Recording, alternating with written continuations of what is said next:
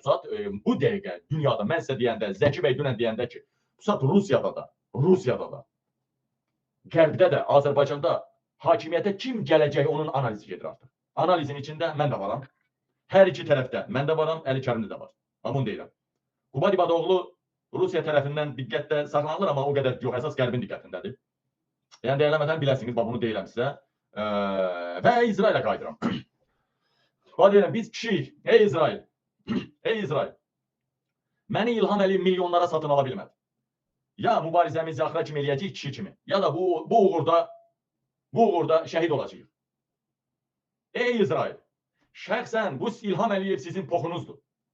Hərənin öz poxunu təmizləmə zamanı gəldi.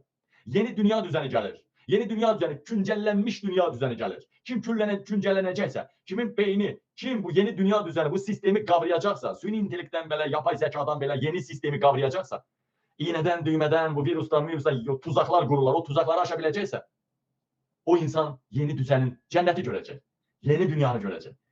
O birisilər qalacaq köhnə dünyada. Bu proses 10 illərlə gedəcək. Yəni qısa deyil bu proses. Ən azından 1 ya 2 insan ömrü olmasa da yarı insan ömrü qədər gedəcək. Və buradan sizlərə deyirəm. Ey İsrail, ey Rabilər, özünü ağıllı hesab eləyib başqalarını qoyun hesab eləməyin, xahiş edirəm. Tələb edirəm. Azərbaycan-İsrail dostluğuna böyük bir kölgə düşə bilər. Sadəcə sizlərdən mən hər zaman dediyim sözün üstündə dururam. Mən İlham kimi dünən bir söz deyib, bugün bir söz demirəm. Bir gün Putin'in, bir gün Netanyahu'nun, bir gün İran'ın Sepahın qucağında oturan deyiləm. Mən hər zaman eyni yolu tutmuşam, eyni istiqamətdə gedirəm, eyni sözü deyirəm. Azca enişli yoxsul olsa da. İsrail və İsrail dəstəkli qüvvələr İlham Əliyevi, yəni poxlarını bir an öncə götürməsələr. İlham Əliyev rejimi Farsın gücündən, Rusun gücündən gedərsə, ya Erdoğan'ın gücündən gedərsə, yəni İsrail bizim başımıza bu müsibəti açan İlham Əliyevin dalında duran İsrail.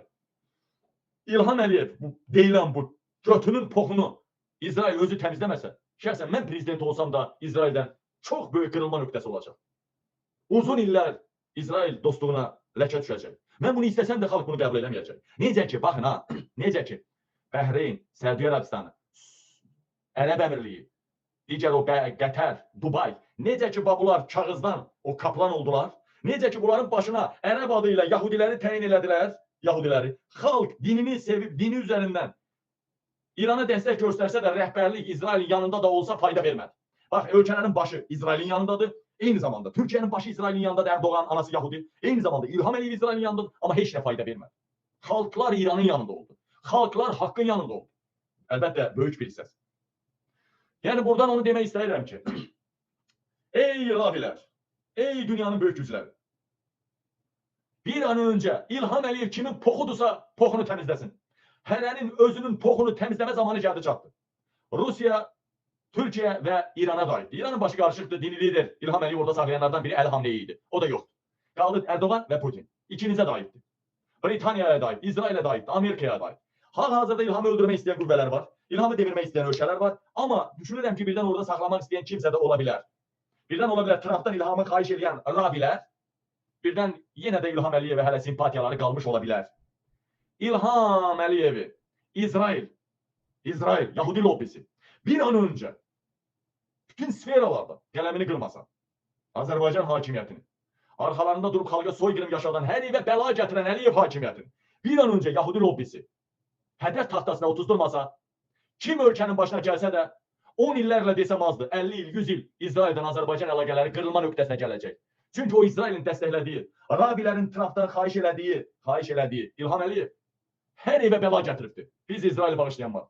Amma bir halda dərhal İlham Əliyevi, onun hakimiyyətini Qəddafinin gününə salmaq üçün, orada saxlamaq yox, bu dəfə Qəddafinin gününə salmaq üçün, Səddam Hüseynin gününə salmaq üçün hərəkətə keçsələr Rabilər, İsrail lobbi təşkilatları və biz bu qırılğanlığı aradan qaldırarıq. Yəni, xalqın seçdiyi lider gəlsə, biz müəyyən şeyləri düşünərik. Müəyyən şeyləri yoluna qoymaq olar. Dostluq münasibətlərimiz daha da möhkəmlənə bilər. Bax, deyirəm, bu xalq 56 illik bir bəla içindədir. Dünyanın 11 iqlim qurşağının 9'unun 10'unun keçdiyi Azərbaycan deyilən odular yurdu bu devlet. Dünya tarixinə min illərdir nam salan, səs salan, ayağını yerə vuranda dünya titrəyən bu Azərbaycan deyilən devlet 56 ildir Dədə Bala Əliyevlərin soyqırım altındadır. Şamiyandan törəyən, Türk düşməni Şamiyandan törəyən Əliyevlərin soyqırım altında. 56 illik bir devlet. Dünya tarixində, gəlmiş getmiş dünya tarixində en çok hakimiyyətdə qalan 2-3 adamdan biridir. 2-3 sülalədən, diktatura sülalədən biridir. Dünya tarixində en çok səs vermə alan 7. adam İlham Əliyevdir.